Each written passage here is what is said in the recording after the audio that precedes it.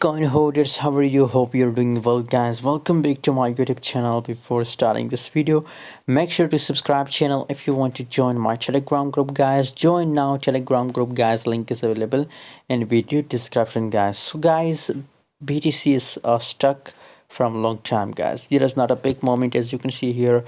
23,200 is the lowest. 23,500 and currently is 23 1,300, guys. So there is not a big movement in a Bitcoin. That's why the all crypto market is looking stuck, guys. But still, if we talk about Bitcoin predictions of 40.11%, the volume decrease, guys. So that's mean that currently the volume is looking negative and possibilities for Bitcoin to crash, guys. By the way, what's your opinion about Bitcoin? My recommendation that the market of BTC is looking bearish, but for a little bit possibilities that it will crash for a little bit, and after that again it will pump, guys.